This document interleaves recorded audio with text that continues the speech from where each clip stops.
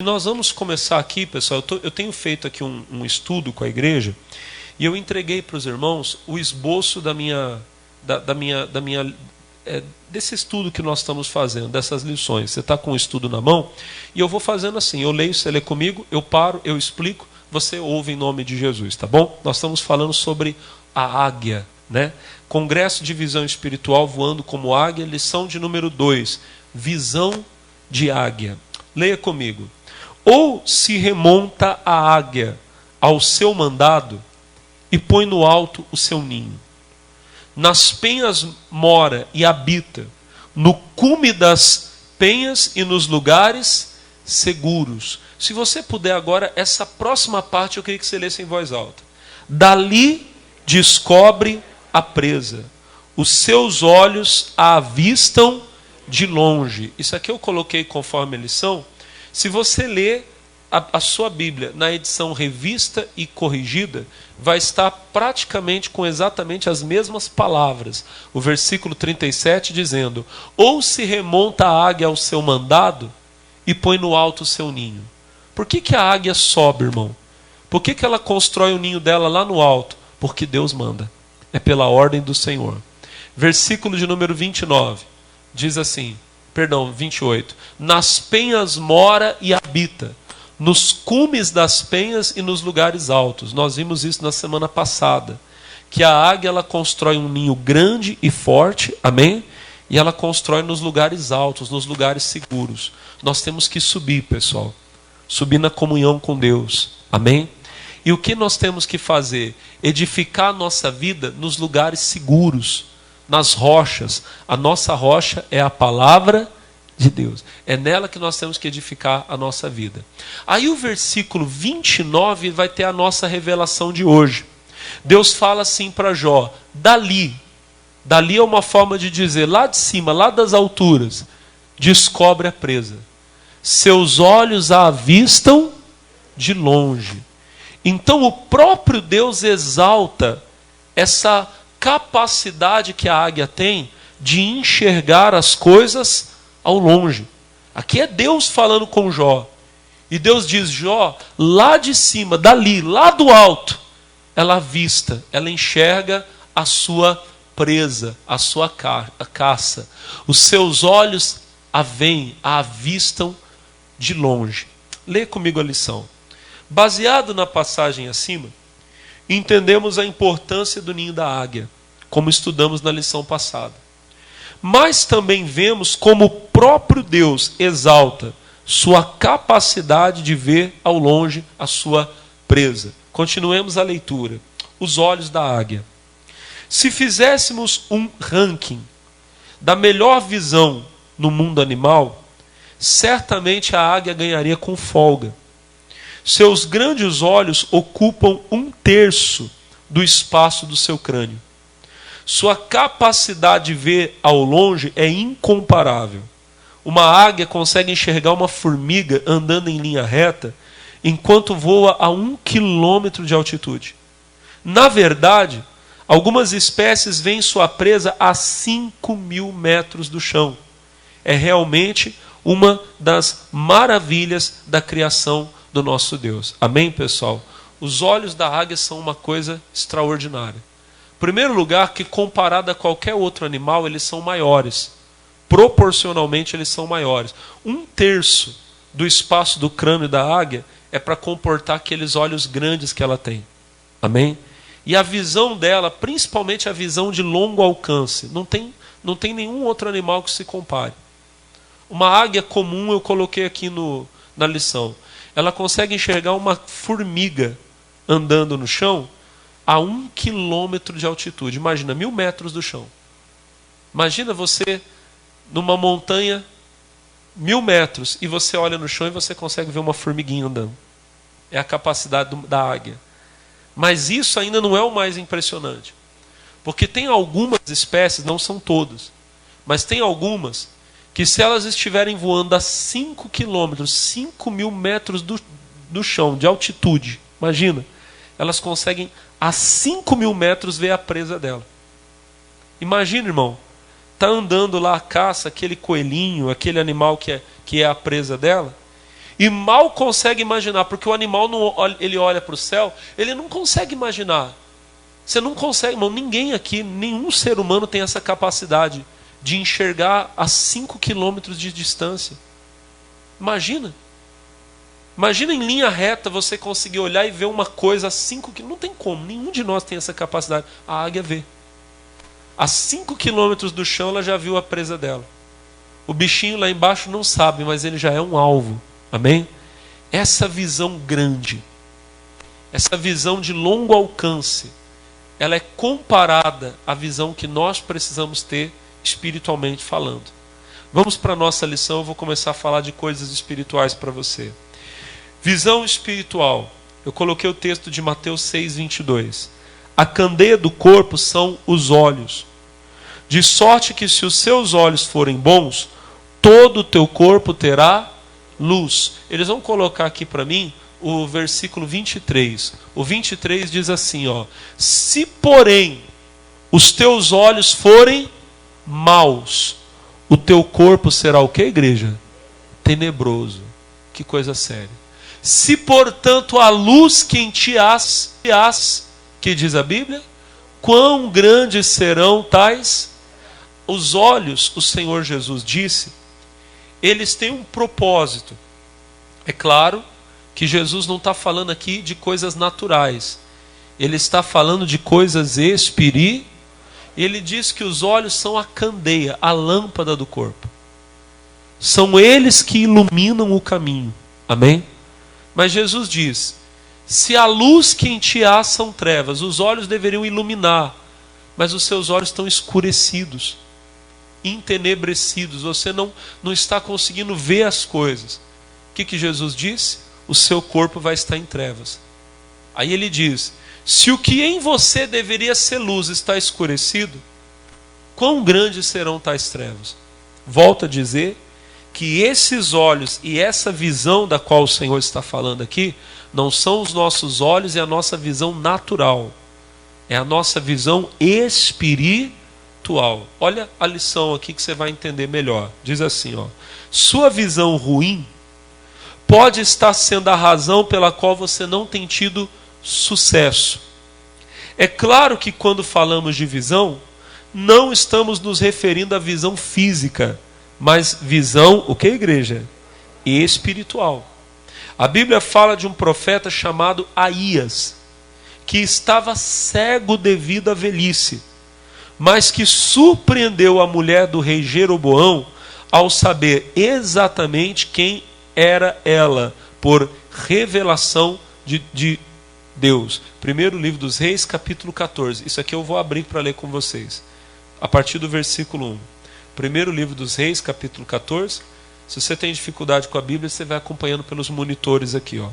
O capítulo 14, verso 1 diz: naquele tempo adoeceu Abias, filho de Jeroboão. Para um pouquinho aqui, olhem para mim. Esse Jeroboão, ele era rei de Israel. E eu preguei para vocês há um tempo atrás. Talvez você lembre que eu falei do rei Salomão, que no final da vida dele, ele amou muitas mulheres e ele se desviou de Deus. Quem lembra quando eu fiz esse estudo? Aí eu disse que por causa desse pecado, o reino foi dividido. Amém? Deus já havia mostrado para Salomão que isso iria acontecer. E Deus escolheu para reinar no lugar dele um dos jovens que o seguia, que o servia. O nome desse jovem era Jeroboão. Jeroboão, irmãos, um dia ele estava andando pelo campo. Imagina a cena. Ele era jovem ainda, mas um jovem muito capaz. E ele está andando pelo campo e de repente ele vê um homem no campo. E esse homem está com uma roupa na mão, uma capa, uma túnica. Só que ele está rasgando a roupa em 12 pedaços. Imagina. Jeroboão passa, vê aquele homem rasgando a roupa em 12 partes. E talvez ele tenha pensado, esse homem deve ser doido. Mas quando ele vai seguindo, aquele homem para e diz assim: Jeroboão, filho de Nebate, vem até aqui. De onde você me conhece? Deus falou a seu respeito para mim. Ele pegou 10 partes, ele cortou em 12, rasgou em 12. Pegou 10 partes da roupa e deu para Jeroboão. Jeroboão olhou e disse: o que isso significa? Deus está dando a você as 10 tribos do norte de Israel. Você será rei sobre Israel. Mas 2 partes vão permanecer com a família de Davi.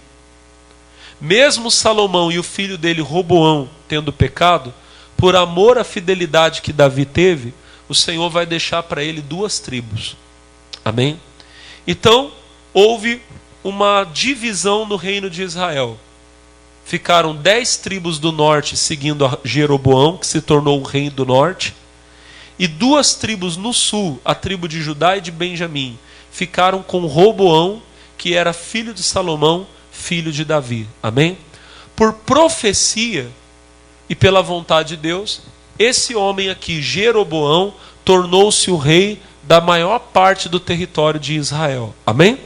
Entretanto, Jeroboão não permaneceu fiel a Deus. Depois ele começou a cometer pecado, irmão, de idolatria. Numa cidade lá no Reino do Norte chamada Betel, ele fez um altar, colocou 2 bezerros de ouro. E ele disse para o povo: vocês não precisam ir no templo lá em Jerusalém para adorar. Vocês podem vir aqui e adorar a Deus nesse lugar. Levantou sacerdotes que não eram levitas, não eram da tribo de Levi. Isso foi se tornando pecado, irmão. E aconteceram muitas coisas, o nosso tempo não nos permite falar tudo. Depois de muitos anos, já com o reino estabelecido, o filho desse rei Jeroboão ficou doente. O nome do menino era Abias. Adoeceu. E agora Jeroboão precisava de uma palavra de Deus. Irmão, a pessoa que se afasta de Deus, ela pode achar que está tudo bem, mas vai ter um dia que ela vai precisar de Deus. E por mais, olha para o pastor, por mais que a pessoa possa falar mal da igreja, mal de Deus, ela sabe onde ela tem que buscar. Ela sabe onde ela tem que encontrar. Amém? Haviam falsos profetas que cercavam Jeroboão. Mas Jeroboão sabia, o que esses homens falam é mentira. Falam para me agradar. Eu preciso da palavra de Deus. Então ele chamou a esposa dele, a mulher dele, e disse: olha, você vai até o profeta Aías, aquele que profetizou que eu seria rei sobre Israel. Versículo de número 2. Diz assim: e disse Jeroboão à sua mulher: levanta-te agora, desfaça-te, para que não conheçam que és mulher de Jeroboão, e vai a Siló. Eis que lá está o profeta Aías, o qual falou de mim, que eu seria rei sobre este povo. Versículo 3. Toma na tua mão 10 pães e bolos, e uma botija de mel, e vai a ele. Ele te declarará o que há de suceder ao menino. Então olha para mim. Jeroboão disse para a mulher dele: se disfarce, leva um presente para o profeta. Você vai chegar lá, você vai falar que você é mãe de um menino doente, que você precisa da oração dele, da palavra dele. E ela se disfarçou e foi. Olha o que a Bíblia fala no versículo 4. E a mulher de Jeroboão assim fez. Se levantou e foi a Siló, e entrou na casa de Aías. E já Aías não podia ver, porque os seus olhos estavam escurecidos por causa da velhice. O profeta Aías agora já era idoso, e por causa da idade ele teve alguma enfermidade, ele já não enxergava. Mas olha o que a Bíblia diz no versículo 5. Porém o Senhor disse a Aías: eis que a mulher de Jeroboão vem consultar-te sobre teu filho, porque está doente. Assim e assim lhe falarás, e há de ser que entrando ela, fingirá ser outra. Agora olha que cena, versículo 6. E sucedeu que, ouvindo Aías o ruído de seus pés, entrando ela pela porta, disse ele: entra, mulher de Jeroboão. Por que te disfarças assim? Pois eu sou enviado a ti com duras novas. A mulher,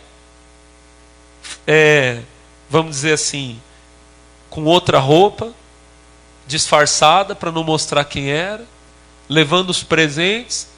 Quando ela entra pela porta, está lá aquele homem idoso e cego. Mas o homem olha para o homem, se volta na direção dela e fala: entra, mulher de Jeroboão. Por que você está disfarçada? Senta aqui que eu tenho más notícias para te dar. Aquela mulher deve ter ficado arrepiada, não é não, pessoal? Sabe o que é isso, irmão? é a capacidade espiritual que Deus nos dá. Fisicamente falando, o profeta Aías não tinha condição de olhar e falar: peraí, eu conheço você, eu sei quem você é. Você está disfarçada? Não. Ela estava disfarçada e ele estava cego. Mas Deus havia aberto o entendimento dele. Irmão, você pode não ter uma grande visão humanamente falando. Talvez você não teve condição de cursar uma faculdade, que se você puder cursar, curse, que é bom.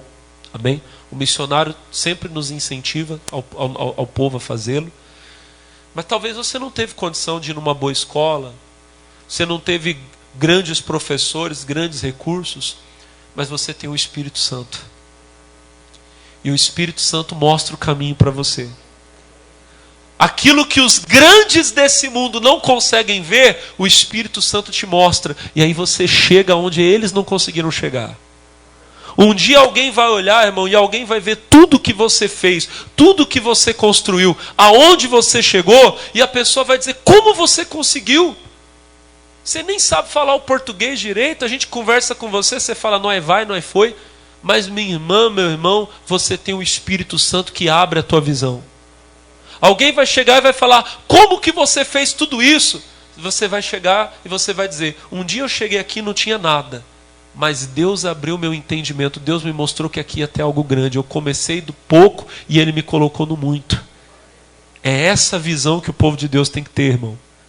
É enxergar o que os outros não estão enxergando. Se você estiver num avião a 5.000 metros de altitude, você vai olhar para o chão, você não vai ver muita coisa. Vai parecer que você está olhando um mapa à distância. A águia olha e ela vê a presa dela. Ela vê o que os outros não veem. Deus vai te mostrar o que o mundo não está vendo. Olha o que a nossa lição diz aqui, ó, continuando da onde nós paramos. Diz assim, ó: embora você possa humanamente não ter uma grande capacidade, sua visão espiritual aguçada pode o levar longe. Como abrir a visão, pastor? Quem quer ter essa visão de Deus aí? Diga amém. Olha o que o pastor Alex escreveu aqui na lição. Ó, ampliando a visão. Como já dissemos, os olhos da águia são grandes. Seu tamanho e forma diferenciada faz com que funcionem como binóculos, ampliando a visão que ela tem da presa. Sua visão precisa se abrir. Levante as mãos e diga: meus olhos, minha visão precisam se abrir. Continue lendo comigo. E como fazer isso? Em primeiro lugar, é necessário nascer de novo. Enquanto a pessoa não se torna filha de Deus, eu já vou ler para vocês João 1, do 11 ao 12, já leio. Ela está nas mãos de Satanás, que irá mantê-la o que, igreja? Cega espiritualmente. A primeira passagem que eu coloquei aqui é João capítulo 1, versículo 11 e 12. Diz assim: ele veio para os seus, para o que era seu, mas os seus não o receberam. Diz assim: mas a todos quantos o receberam, deu-lhes o poder de serem feitos filhos aos que creem no seu. Isso aqui, irmão, é uma das coisas da palavra que o mundo menos aceita. Se você conversar com o pior pecador que você conhece, ele vai dizer que ele é filho de Deus. E ele diz assim: todos são o quê? Todos são o quê? Filhos de Deus. Segundo a Bíblia, isso não é verdade. Segundo as palavras de Jesus, eu acho que, olha para o pastor, quem pode falar com propriedade é quem sabe. E Jesus, que sabe tudo, disse que nem todos são filhos de Deus. Em João 8,44, Jesus está falando com os fariseus, que eram muito religiosos. E Jesus diz assim, ó: vós tendes por pai o diabo. Em outras palavras, vocês são filhos do diabo. E quereis satisfazer a vontade do vosso pai, fazer o desejo dele. Ele foi homicida desde o princípio, não se firmou na verdade, porque não há verdade nele. Quando fala da mentira, quando ele profere a mentira, fala do que lhe é próprio, porque é mentiroso e pai da... Tem muitas lições aqui, mas eu quero falar só do começo do capítulo, do versículo. Jesus disse: vós tendes por pai ao... Jesus mentiu? Quem crê que Jesus só falava a verdade? Então o diabo tem filhos. Porque Jesus olhou para aqueles homens e disse: vocês são filhos do diabo. Em Mateus 13 tem várias parábolas.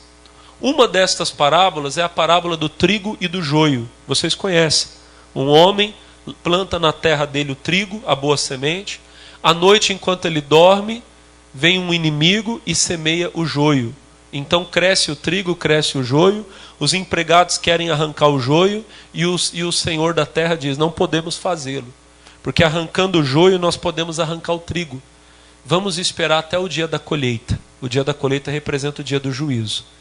Naquele dia vai ser colhido o trigo e o joio. O joio vai ser queimado e o trigo vai ser colocado na despensa do Senhor. Amém? Jesus explicou essa parábola. E na explicação Jesus diz assim: o trigo, a boa semente, são os filhos do reino. Aí ele diz assim, ó, que não colocaram ali, mas não tem problema. Aí ele diz assim: o joio são os filhos do maligno. O joio são os filhos do diabo. Então Jesus disse que o diabo tem filhos. Quem são os filhos do diabo? Eu afirmo a você: os filhos do diabo são todos aqueles que ainda não receberam Jesus como Salvador. Irmão, vou falar uma coisa aqui, não é para deixar você triste, com raiva de mim, mas para alertar você. Você pode estar dentro da igreja e ser filho do diabo. Pastor, se você ainda não recebeu Jesus como seu Salvador, você frequenta a igreja, mas cá entre nós, você não dá muita bola. Você vem por vir. Às vezes vem porque o amigo chama, porque o pai traz, porque a mãe traz, porque o marido fala para vir. Mas você não deu a vida para Jesus. Você não vive para Deus. Você vive para você, vive para o mundo. Você não é um filho de Deus. Você é um filho do diabo. Misericórdia, sim.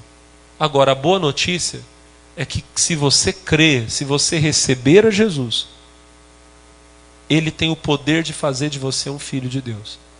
Se você crê no nome dEle. Então lembre, nem todos são filhos de Deus.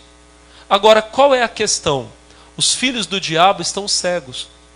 Primeira carta de Paulo aos Coríntios, capítulo 4, versículo 4, diz assim, segundo aos Coríntios, 4:4. Está escrito: nos quais o Deus desse século. O Deus desse século é o Deus desse mundo. Olha para mim, quem é o Deus desse mundo, igreja? Quem é o Deus que o mundo serve? Não é o Deus que nós servimos o Deus verdadeiro. Mas quem é o Deus da humanidade, que a humanidade serve esse século? Quem é?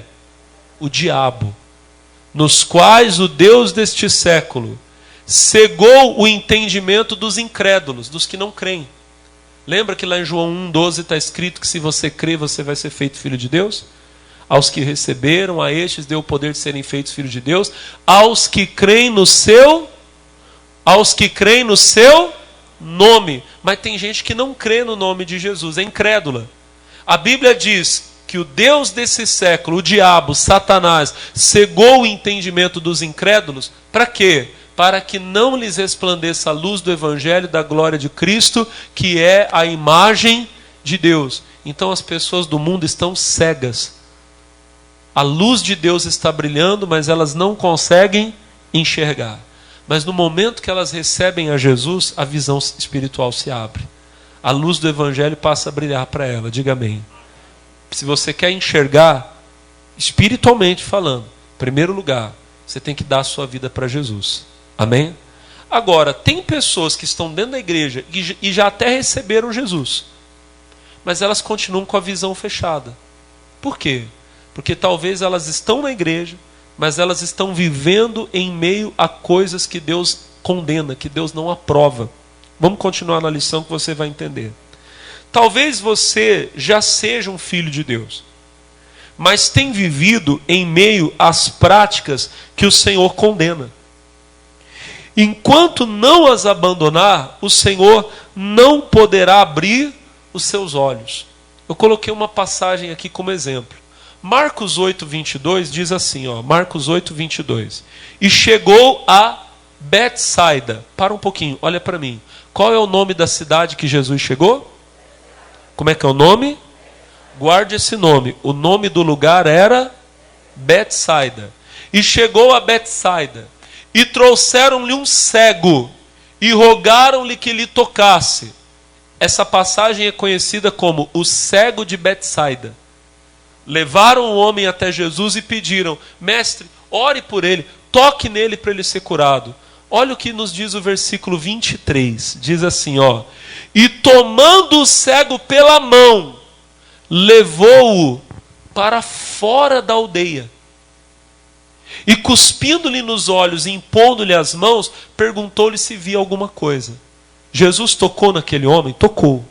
Mas antes de Jesus tocá-lo, Jesus tirou ele da aldeia. Jesus tirou ele de Betsaida. Por quê? Imagina se você chega aqui em mim e você fala: pastor, pode orar por mim? Posso.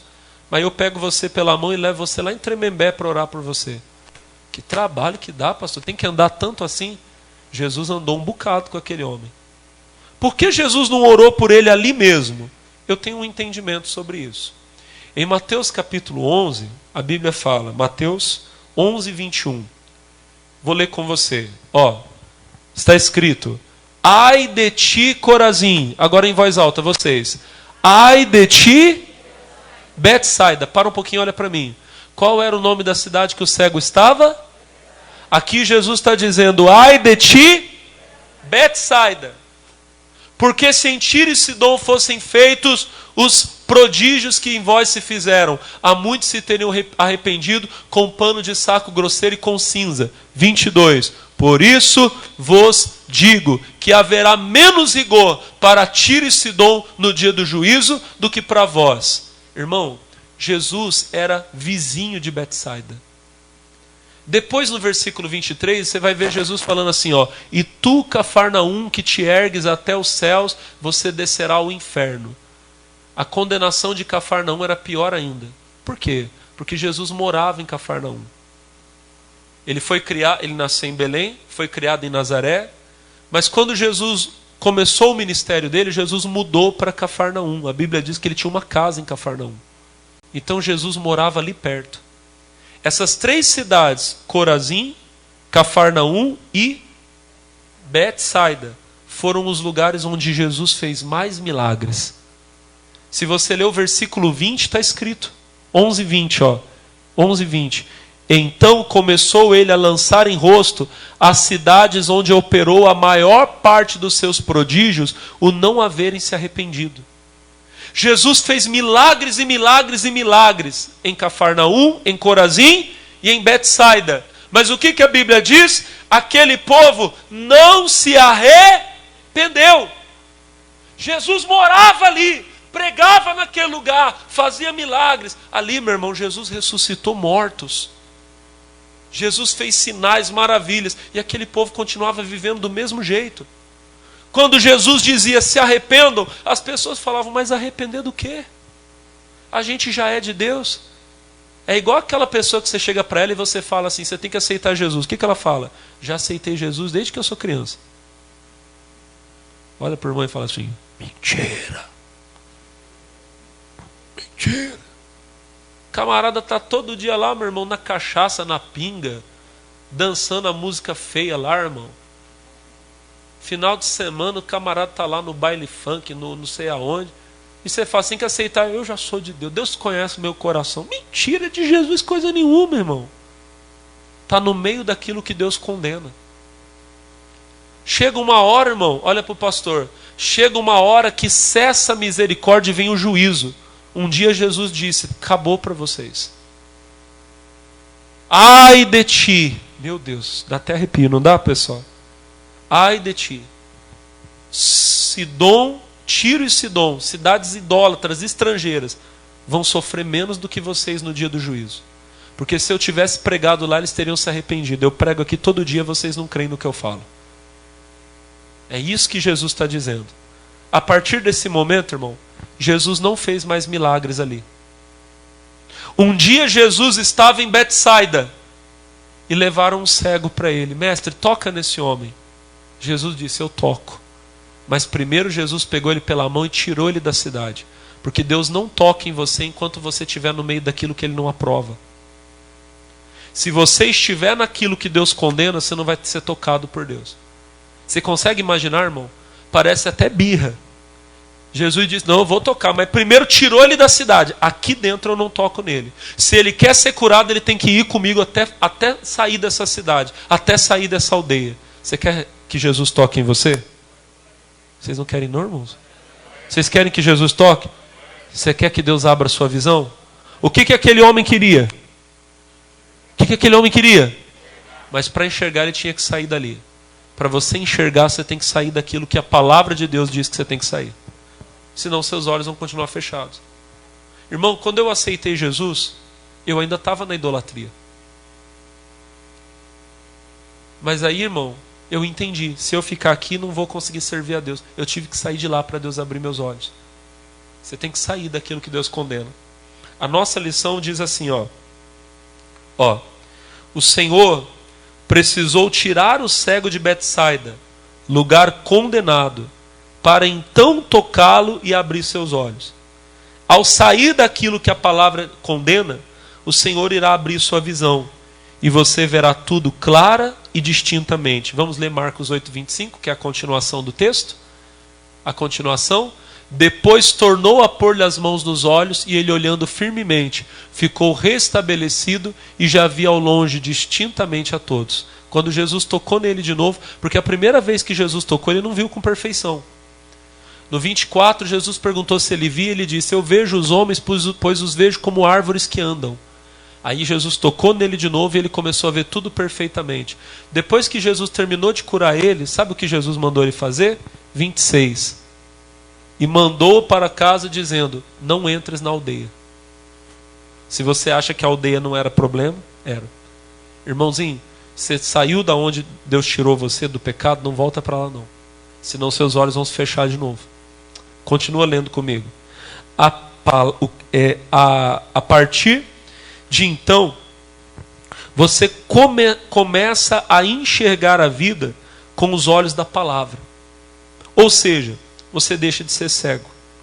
Não vive mais na escuridão das dúvidas, mas está iluminado pela palavra e passa a viver pela... A partir de agora, olha para o pastor, saiu do pecado? Saiu. Ainda tem uma coisa que pode fechar seus olhos, a dúvida. O crente só enxerga de verdade quando ele passa a enxergar com os olhos da palavra de Deus. O que é isso? É viver pela fé. A fé vem por ouvir, o ouvir pela palavra. Enxergar com a visão de Deus é ver as coisas como a palavra diz. Então você vai no médico. O médico te examina. E ele diz, você está doente, essa doença é terrível, você vai morrer. Ele está mentindo? Não. Mas ele está falando de coisas que ele vê naturalmente. Ele não tem a visão espiritual. O que você tem que fazer? Você tem que lembrar da palavra. O que a palavra de Deus diz? Que pelas feridas de Jesus você foi...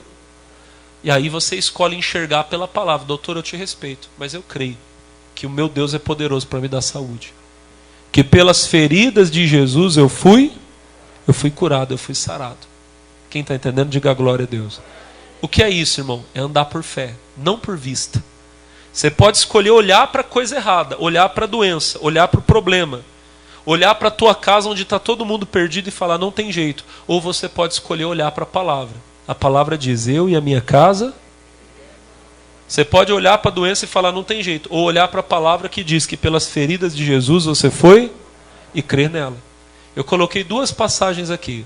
O Salmo 119, versículo 105 diz, lâmpada para os meus pés é a tua palavra e luz para o meu. Ou seja, a palavra de Deus ilumina o caminho. Ela me mostra como Deus quer que eu ande. E a outra passagem que eu coloquei é 2 Coríntios 5, 7. Porque andamos por fé e não por vista. Se você olhar para a sua situação, talvez vai parecer perdida. Mas você não anda pela vista natural.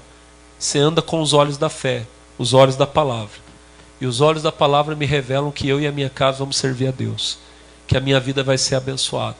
Diga amém. Aí tem a continuação da lição. Vamos lá. Tem outra coisa para abrir seus olhos. Dons de revelação. Leia comigo. Depois de nascer de novo, todo cristão deve ir para a próxima etapa do crescimento espiritual, que é receber o poder de Deus através do batismo do Espírito. Atos 1:8 eu coloquei como exemplo. Diz assim: e recebereis a virtude do Espírito. Virtude é poder, tá? O poder do Espírito, que há de vir sobre vós. E ser-me-eis o quê? Testemunhas, tanto em Jerusalém como em toda a Judéia e Samaria e até os confins. Então Jesus diz que você recebe poder quando? Quando você recebe o Espírito. Você aceitou Jesus, você já é de Deus. Mas depois de receber a salvação, o perdão dos pecados, você precisa agora ir para a próxima etapa, que é receber esse poder do Espírito Santo. Tem crentes que não receberam. O que acontece quando você recebe o batismo no Espírito Santo, irmão? Você recebe poder. E esse poder vai se manifestar, vai aparecer através de dons que Deus vai colocar em você. 1 Coríntios capítulo 12, versículo 8, diz assim: porque a um pelo Espírito é dada a palavra da sabedoria, a outro pelo mesmo Espírito a palavra do conhecimento, palavra de ciência, tem Bíblias que dizem, a outro pelo mesmo Espírito a fé, a outro os dons de curar, a outro a operação das maravilhas, a outro a profecia. Vai andando, meu filho. A outra a profecia, a outro dom de discernir os espíritos, a outra variedade de línguas e a outra interpretação.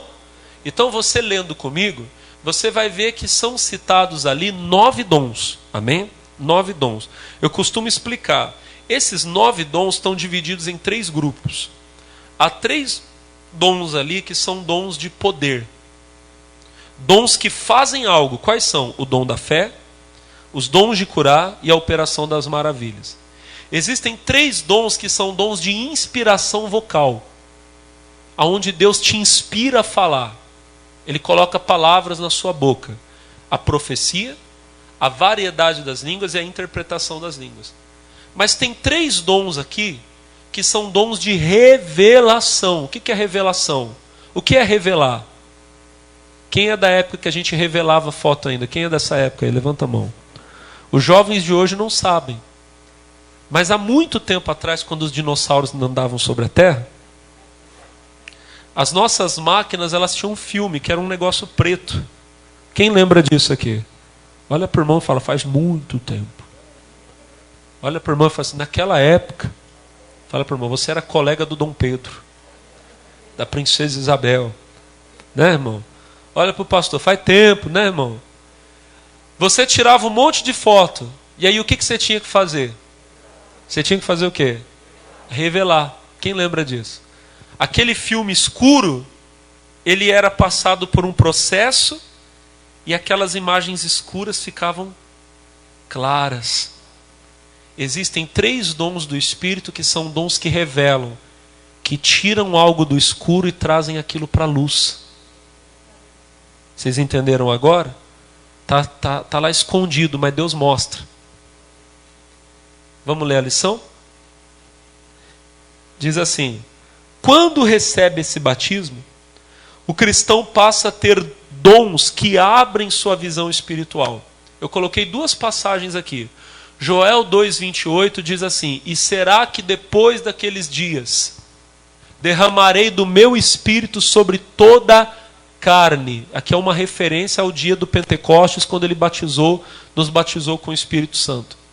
E vossos filhos e vossas filhas profetizarão. Olha os dons do Espírito Santo. Profecia. Que mais? E os vossos velhos terão sonhos, e os vossos jovens terão visões. Isso aqui são dons do Espírito. Então o Espírito Santo, ele te dá um dom aonde você tem visões e sonhos. São os dons de revelação. Amém? Quais são eles? A palavra da sabedoria, a palavra do conhecimento, o discernimento dos espíritos. Daqui a pouco eu falo mais sobre isso. A outra passagem que eu coloquei é Efésios 1:16. Paulo está fazendo uma oração pelos Efésios. E ele diz assim: não cesso de dar graças a Deus por vós, lembrando-me de vós nas minhas orações. Para quê?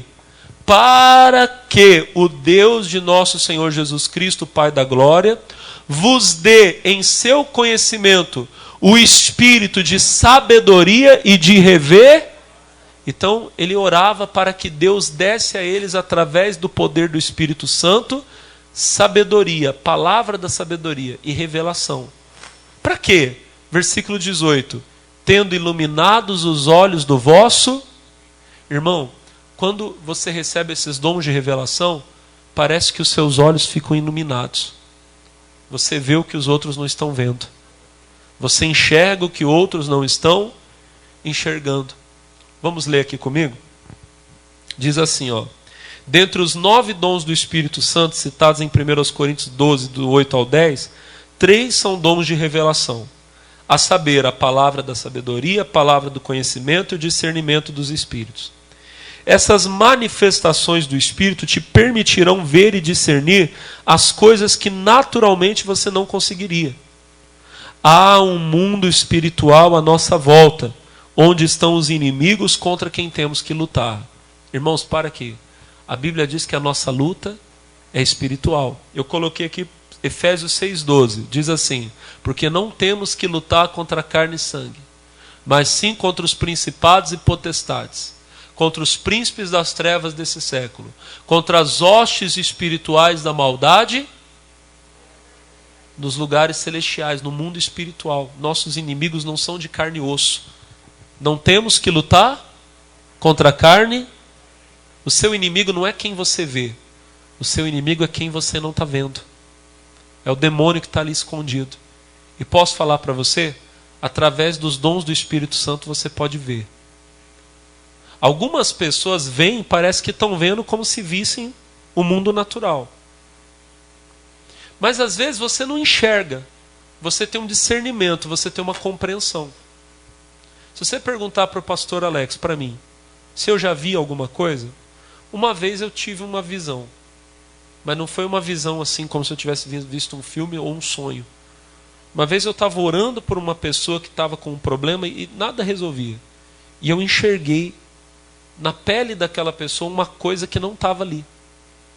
Como se eu estivesse orando, eu abri os olhos e como se aquilo aparecesse na minha frente. Eu levei essa pessoa para o escritório e falei: irmão, você fez isso, não fez? Você cometeu um pecado. Ele: foi, pastor. Quanto tempo foi? Foi há mais de um ano. Então aquela marca, se tivesse ali, não tinha como estar, porque não era recente. Ele tinha feito há um ano antes. E há um ano ele estava com a vida amarrada por causa daquilo. Eu falei: vai lá, confessa para tua esposa o que você fez, que Deus vai te perdoar e vai te curar e vai restaurar. E aconteceu. Agora, muitas vezes eu oro por pessoas e eu sei que tem um demônio na vida dela. Pastor, o senhor já viu o demônio? Nunca vi, mas eu sei. Assim como eu sei se eu mandei ele embora, se ele saiu ou não. Muitas vezes eu já orei pela pessoa, a pessoa: ah, pastor, obrigado, eu volto aqui que não saiu. Eu sei. O senhor vê? Não vejo, mas eu sei. É uma compreensão. Isso é uma coisa que você, quando você começar a experimentar, você vai entender o que é. Já teve irmão que falou: pastor, como é que é? Como é que o senhor sabe? Eu sei. Quem está entendendo, diga amém. Eu sei. É uma coisa, né, irmão? Ontem eu estava fazendo comida em casa à noite. Aí eu cheguei para minha esposa e falei assim: será que tem que pôr mais sal nesse arroz aqui? Ela chegou, abriu a panela, cheirou: não, tá bom. Eu falei assim: vai entender, né, irmão?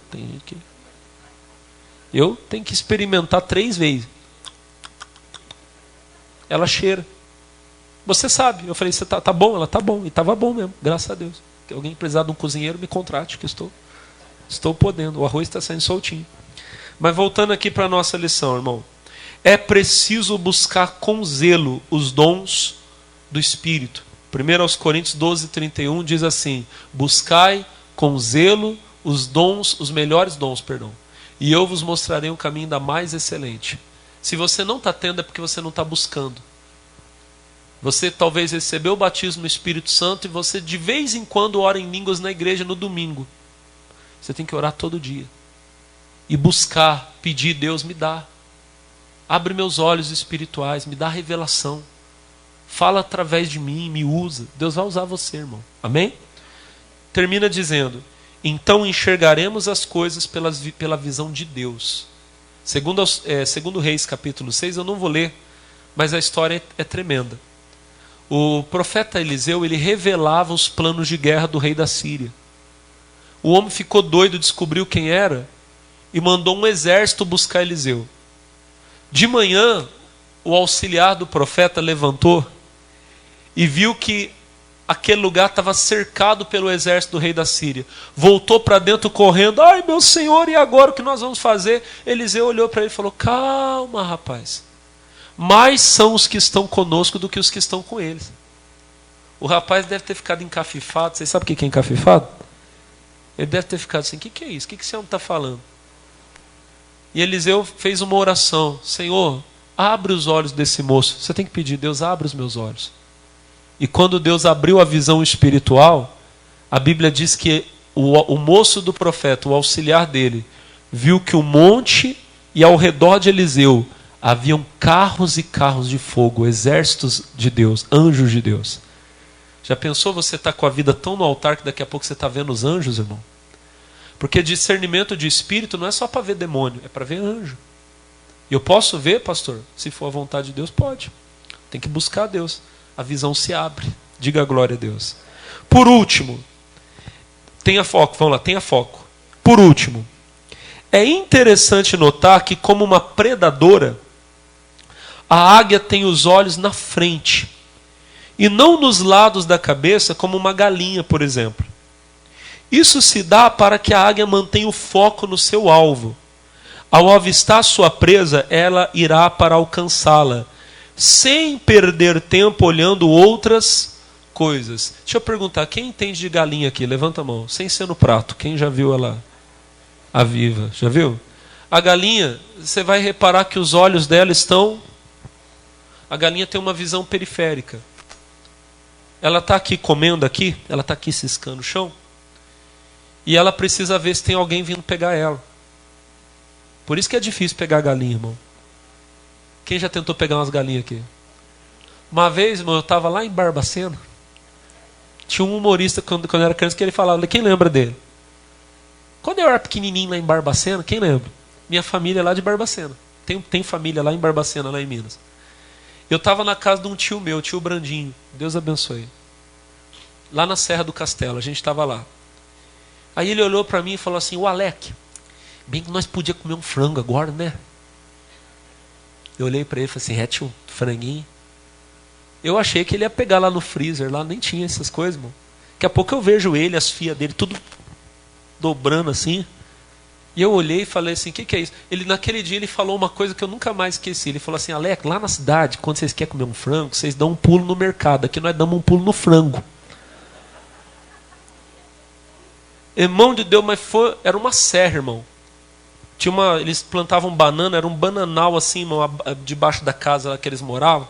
Irmão, e eles se embrenhando no meio daquelas bananeiras e o frango correndo e pulando. Daqui a pouco vem um primo meu lá, tudo cheio de barro. Peguei! A galinha tem os olhos do lado da cabeça. É por isso que quando você está perto dela, ela fica assim, ó. Você já viu? A galinha ela não tem um tique nervoso, ela... É desse jeito ou não é? Para ver você, ela tem que fazer assim, ó. Que o olho dela está aqui. A águia não. A águia, os olhos dela estão na frente da cabeça. Ela não é caça, ela não é presa, ela é caçadora. Ela bota os olhos no alvo dela e é ali que ela vai. Ela não olha para outra direção. Quem está entendendo, diga a glória a Deus. Ela não precisa olhar para o lado, porque não vem ninguém pegar ela. Ela não precisa olhar para trás, porque acima dela não tem ninguém. Você, meu irmão, tem que parar de ficar preocupado com o diabo. O diabo não está acima de você, ele está debaixo dos seus pés. Amém, irmão? Mas tem crente que está sendo galinha, fica olhando para o lado, olhando para o pecado, olhando para as lutas. Ai, meu Deus, o mundo vai acabar, eu vou morrer. Já estou até fazendo plano funerário aqui. Para, irmão, com isso. Olha lá para frente para os seus objetivos e vai para cima. Amém? Olha para Jesus, não fica olhando para quem pecou. Ah, o irmão caiu, a irmã pecou. O outro, olha lá, meu Deus do céu. Para de olhar para os outros e olhe para Jesus. Diga amém. Você fica o dia inteiro assistindo televisão e você fica lá, vai acabar o mundo. Ai, meu Deus do céu. Para com isso, irmão. Para de olhar para as coisas lá e olha para a palavra. Olha o que diz a nossa lição para terminar. Há cristãos que sempre estão olhando para onde não devem, já te expliquei. Por isso não atingem seus objetivos. É preciso ter visão de águia. Colocar os olhos no alvo e seguir para alcançá-lo. Eu coloquei duas passagens. Filipenses 3,13 diz: quanto a mim, irmãos, não julgo que haja alcançado.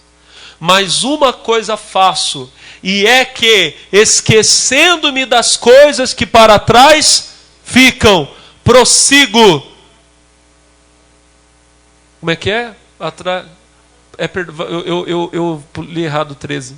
Esquecendo-me das coisas que atrás ficam e avançando para as que estão diante de mim, prossigo para onde? Prossigo para... Olha para o irmão e fala, esquece o que ficou para trás. Olha para o irmão e fala, está lavado no sangue de Jesus. Você se arrependeu? E não fica olhando quem está tentando puxar você para trás, não. Olha para o alvo. Aí eu vou falar para você que está errado na lição. Está Hebreus 12:12. É Hebreus 12:2. Risco 1 aí se você tem caneta. Hebreus 12:2. Hebreus 12, aliás, na verdade eu sei o que aconteceu. É porque é Hebreus 12:1 e 2. Está faltando uma vírgula. É isso que está o problema. Agora que eu me toquei o que aconteceu. Hebreus 12:1 diz assim: visto que estamos rodeados de uma tão grande nuvem de testemunhas, deixemos todo o embaraço e o pecado que tão de perto nos rodeia, corramos com paciência a carreira que nos está proposta. Como que a gente vai conseguir terminar a carreira? Versículo 2. Olhando para Jesus, autor e consumador da fé. Olha para Jesus, irmão. Amém? Diga glória a Deus. Vamos ficar de pé?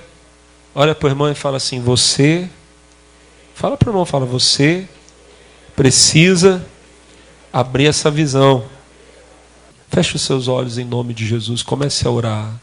Nosso Deus e nosso Pai. Em nome de Jesus, meu Deus. Em nome de Jesus, meu Pai. Queremos pedir ao Senhor nesta hora. Vem abrir, meu Deus, os nossos olhos, a nossa visão.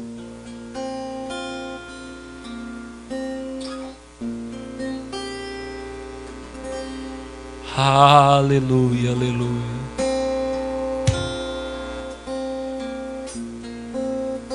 Aleluia. Te adoramos. Vem e toma o teu lugar. Tens minha vida como altar, o trono de louvor, o trono de louvor. Entrego a ti, Senhor, meu Deus. Oh, aleluia. Guarda o meu coração no teu jardim particular. Vem regar-me com tua unção, para que eu possa exalar teu ser.